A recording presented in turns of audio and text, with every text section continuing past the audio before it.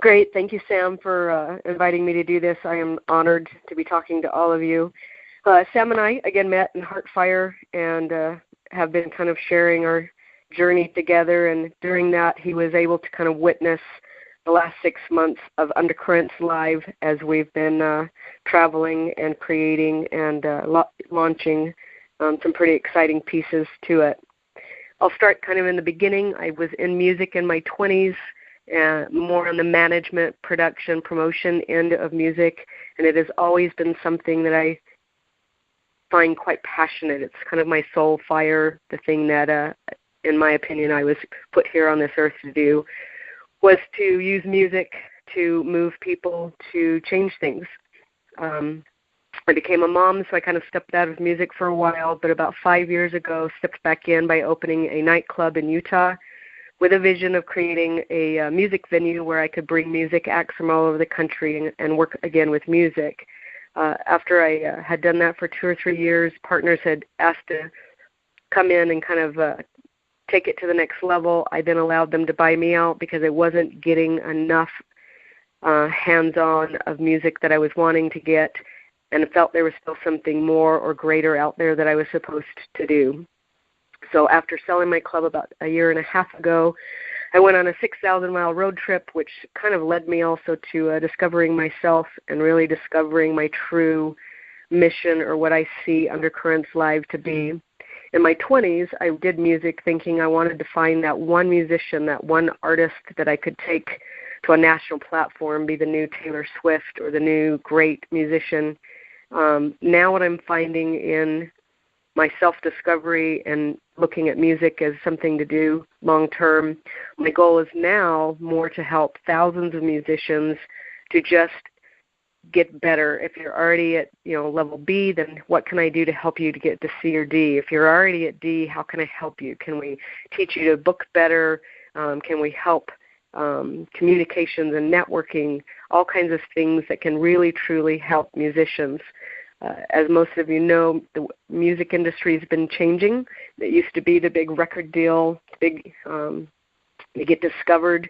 That's kind of going away with technology and social media. The artist actually has a great opportunity now to where they can create their own music with their own voice and not be controlled or dominated by the big record labels or the bigger corporate entities. That, however, has left musicians or artists with, now what do we do? Where do we go from here? What platform can help us now kind of recapture our voice?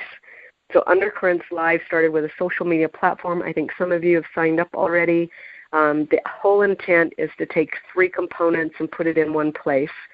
The goal is to take Facebook-type social media and make sure that you can connect, follow, post, and kind of keep that social media aspect. If you were to take something like Reverb Nation, which is was MySpace, now it's Reverb Nation, where businesses or musicians can create a profile which allows you to upload music or videos or bios or contacts or information about your company or your music. And then also a network, kind of a LinkedIn component to where you can now interact and communicate and network better with each other and not just have an empty profile that has no way to connect. That was the goal and mission of Undercurrents Live.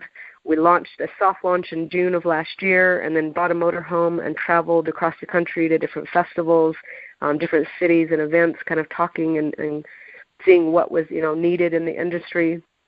And so what we're really excited about and why Sam kind of got me on this phone call today is that while we were out, we sponsored the Doheny Blues the Russian River Jazz and Blues Festival in California. Became very close with the promoting group that ran that, and realized that if we really want to make something great in music and get people to want to sign up, we needed to find something enticing for musicians and artists. So our company purchased the sponsorship of the stage at the Doheny Blues Festival, which is coming in May of this year. But what that allowed us to do is we actually convinced them to not only let us sponsor the stage, but to also have a 45-minute set that we could put one of our artists on. So we just launched the site with brand new upgrades and new features, and the competition, which some of you may or may not have looked at yet, that will allow us to do a national search for a musician that we will send and put on stage with greats like Bonnie Raitt and Boz Scaggs that will be at Doheny this year.